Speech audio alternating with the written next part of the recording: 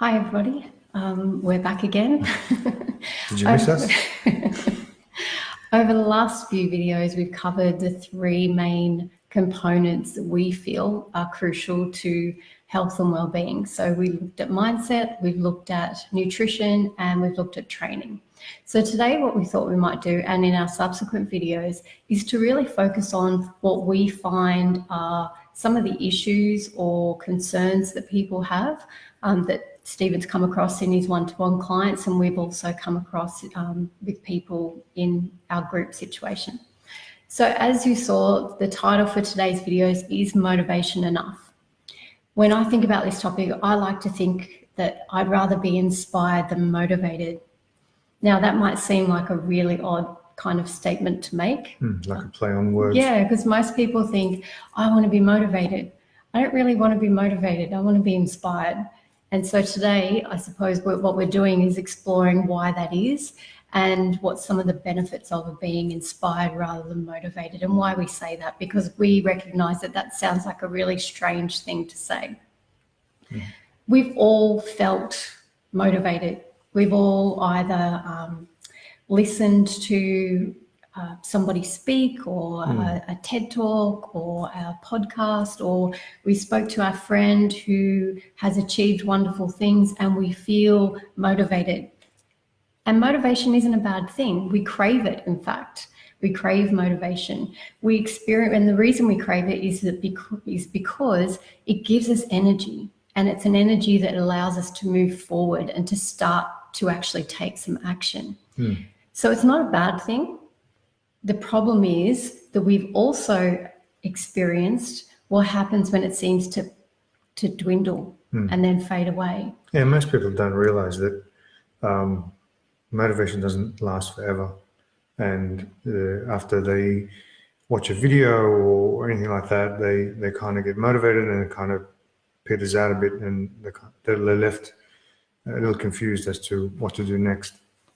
Yeah, because we feel great when we're motivated, and because we are talking about health and well-being, most people at this time of the year, once they're seeing all of the ads pop up on social media for new programs or gym sessions or whatever it might be, and they feel inspired and or motivated rather, and they want to go off and take some action, and that's great.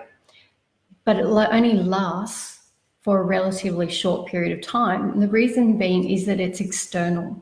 It relies on an external spark or an external source of energy to keep it going. So, we feel then disappointed when it vanishes, because we were so pumped, we were so enthused about what we were doing, and then all of a sudden, just don't feel like it anymore. And that same drive, that same energy is kind of not there, and we feel once again like, in fact, we've failed. That we haven't been able to do what we say we're going to do. And really, it's not your fault, because you're relying, as most people do, because you listen to all of the experts and they'll tell you that you need to be motivated. And so, but it's not your fault, because motivation is, by its very nature, fleeting. So what you need to do rather is to tap into a more internal source of energy. And that, of course, is inspiration. So we've spoken about how one of the problems or one of the difficulties with motivation is that, what makes it unreliable is that it's external. And so we have to rely on, say, we became motivated because we saw a YouTube clip and they had someone speak, and we were motivated and all fired up and enthusiastic. Well, the longer the period of time that takes between when you first watch that and then it starts to dwindle, you need another, it's almost like you need another hit, an external hit of motivation to keep you going and keep you on the path. And when you don't get that hit, you think there's something wrong. Well, you failed. I've done something wrong, Absolutely. There's nothing wrong with motivation at all. On the contrary, it's a good thing, because it actually moves you forward. It gets you acting and you're actually doing something. The problem is we have expectations around motivation, and we expect it to last. And then we use the absence of motivation as an excuse to stop. well, I failed, it's not working, I don't feel like it anymore, it's not for me, and we stop. Yeah. It's probably the worst thing that you can do. So a far more sustainable and reliable source of energy, in our opinion, is inspiration. So what we thought we might do is delve a little bit deeper into, well, what's the difference between motivation and inspiration? Yeah. Well, for me, I like to use analogies, and for me, I see motivation as a sparkler. You light it up, and instantly there's a lot of sparkle and fizz and sizzle. But after a little bit, it fizzles out, and you're left basically holding a piece of metal that's been charred. It doesn't really get you anywhere, but inspiration to me is like a spaceship where it can take you into amazing places and have amazing experiences, most of which you probably didn't even realize that you could have. And they're the main differences, like in terms of two main things. But with motivation, it needs to be constantly replenished. And as Michelle said, it's external. So wherever you're getting it from, you need to keep going back to that source to get re-motivated. And it can be almost an addiction in itself, and it can also be crippling because you can be motivated to do a lot of things, but what happens if the person that's motivating you isn't there when you need them? So it's not really that conducive to having a long-term effect, a positive effect on what you want to do. However, inspiration is essentially internal, and all you really need to do to re-spark that inspiration is to create an image in your mind of the vision that you want to achieve, and ask the question as to, are my actions aligned with that vision? And if the answer is no, then you need to adjust your actions.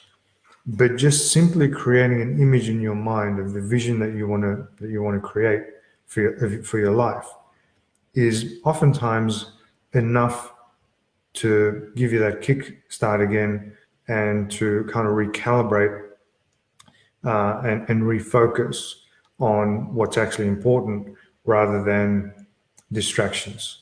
So it's really about tapping into the why. It's not so much the what you want, but it's why you want it. How it's going to actually make you feel.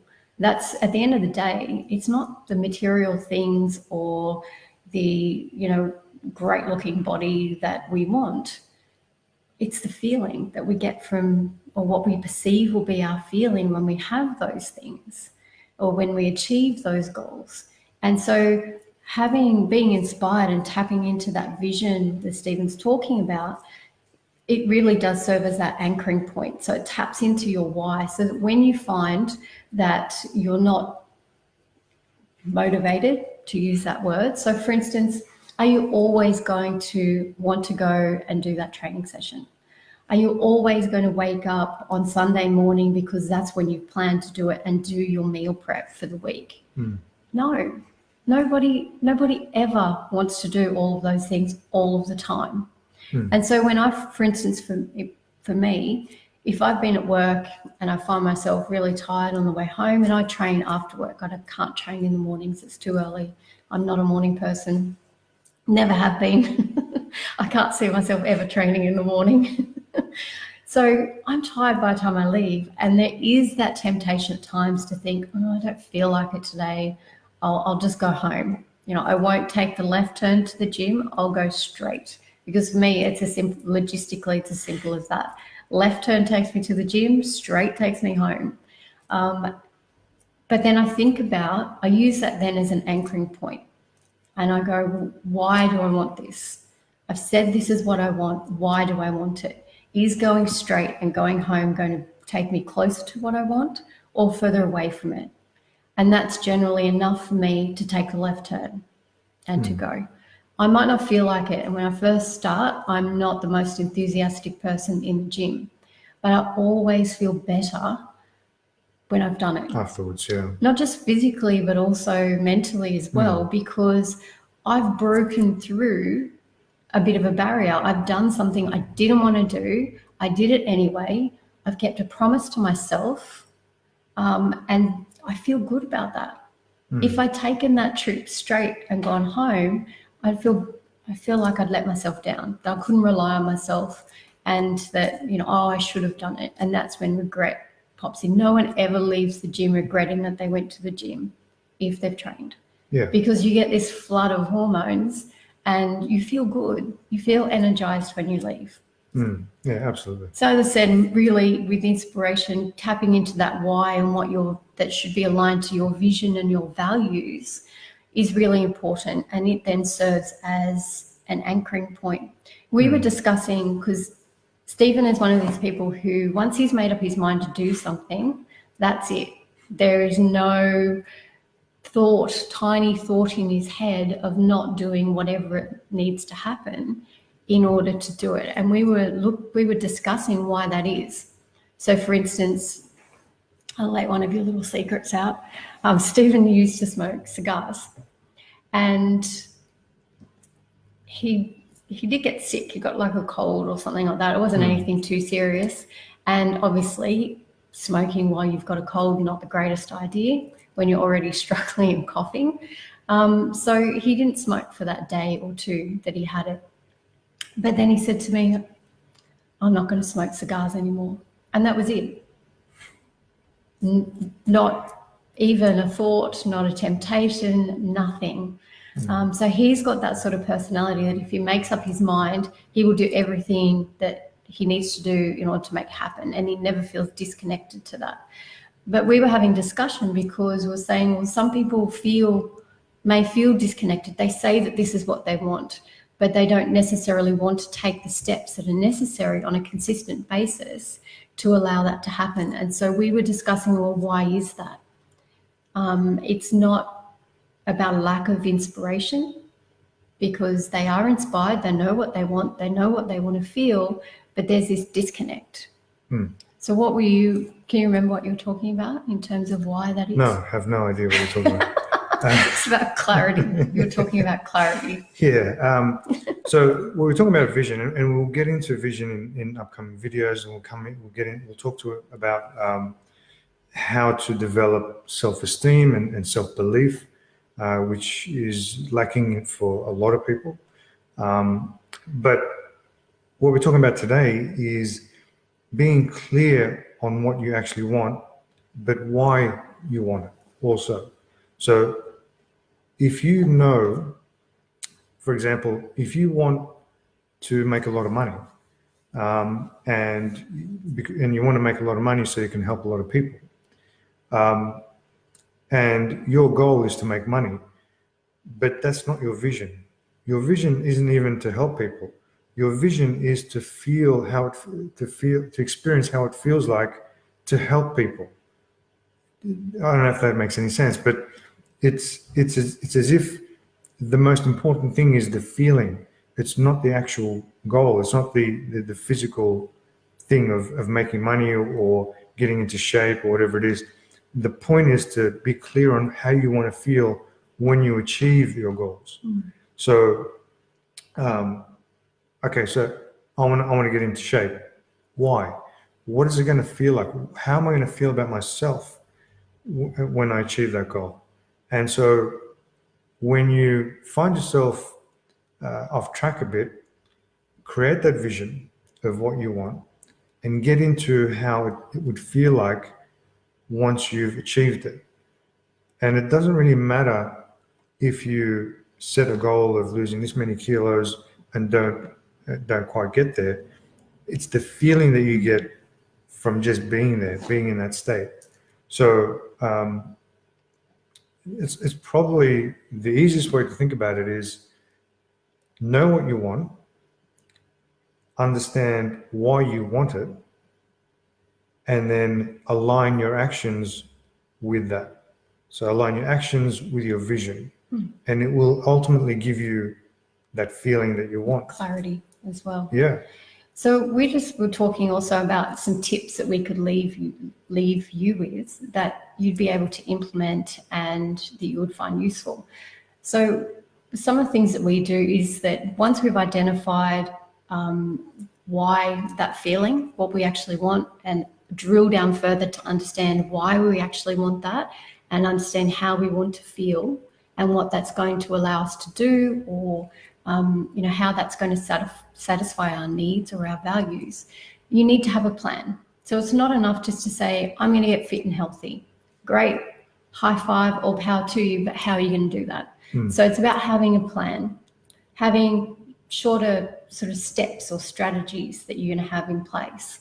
And then you need to schedule them. So as we said in our training video, if we're going to be training 4 days a week, you need to schedule it in. You need to schedule in at the beginning of the week and know exactly what days you're going to train, and then you make a commitment to follow that through and to do what you can't change it. You can't say, oh, I don't feel like it, I'll go tomorrow, because then tomorrow becomes tomorrow, tomorrow, and tomorrow. Yeah, I think most people have a schedule for work, and all you need to do is make yourself as important as the work that you're doing. So whatever it is that you want to schedule, add it into along with your work schedule. So for example, at 4 o'clock in the afternoon, I'm going to go for a walk, or I'm going to do some training, I'm going to go to the gym, or whatever it is. Include it in with the things that are really important to you, because ultimately, if you need to make yourself a priority. If you don't, then you can't expect anybody else to. And there'll be, in terms of motivation, there won't be anybody there to motivate you to do it. You need to, the reason why we talk about inspiration is because once you're inspired, once you learn how to use inspiration, you become self-sufficient. You don't need anybody else. Yeah. It's great to have, to watch a video or what have you, but you don't need it, because in those times where it's the hardest, you can't rely on anybody else. They won't be there. And it won't matter to you as much as if it came from you. So that's what I would say, is make yourself a priority and schedule whatever it is that you want to do in with the other things that are important to you, and make sure you stick with it. Yeah, that's really important. I found that once, because I have a work diary, and I would schedule things in there because I knew that I had to get them done. And I would generally I wouldn't write anything down that I was going to do personally for myself. And I find that it was easy then to brush them aside. But if I committed it to paper and I'd scheduled it in along with everything else that I hold to be important that has to be done in relation to my work, I'm sending this message to myself that I'm just as important as the work that I do. In fact, probably a little bit more sort of important in some respects, because otherwise I'm not going to be performing at my optimum as far as work is concerned. Yeah. So after a schedule, it's that simple anchoring technique, and we mentioned it before. So once you know your why, if you're considering not going to training, or it doesn't matter what it is, whatever it is, you ask yourself a simple question. Is this, whatever it is, going to take me closer to or further away from what I want to, who I want to be and what I want? If the answer is it's going to take me closer to, go for it. But if it's going to take you further away, that should be enough for you to then make a decision in that moment and say, no, I'm not going to do whatever it might be. I'm going to do what I said I was going to do and keep going. Yeah. And so it's making yourself accountable. So it's an anchoring tool, but it's also making yourself accountable. But I think it's also important for us to mention that, and again, this sounds quite strange in many respects, that it's okay to fail at times. You're going to fail. Oh, it's more than okay. You're going to make necessary. mistakes. You have to learn from them. We Yeah. don't see failure as a bad thing. Absolutely. We see failure as a means of growth. And so we're not about perfection. We're about self-mastery. And the only way you master yourself is by making mistakes and learning from them. Yeah, the only mistakes you make, the real ones, are the ones you repeat over and over again. That's a real mistake. All the other ones are opportunities to grow and learn and expand and evolve. That's, it's pretty much as simple as that. Well, to me, I think about the only mistake really being giving up on yourself. Yeah. And when we get caught in that cycle where we try something and we fail and we make promises and we break them to ourselves and so on, it can be really easy then to just give up on yourself. And that's really the only failure. But everything else is on the road to self-mastery. Yeah, absolutely. So did you have anything else to add? No, I think that's pretty much it. As I said, we'll cover some more in upcoming videos. But in the meantime, if you guys have any questions or any topics that you might like us to touch on, please leave a comment. And also, if you want to know more about us and what we do, go to livewiseproject.com and have a look around and send us an email or what have you. And we've got some exciting news coming in the next week or so. So stay tuned, and I think that's about it for today. Yep, we'll see you tomorrow. Bye. Bye.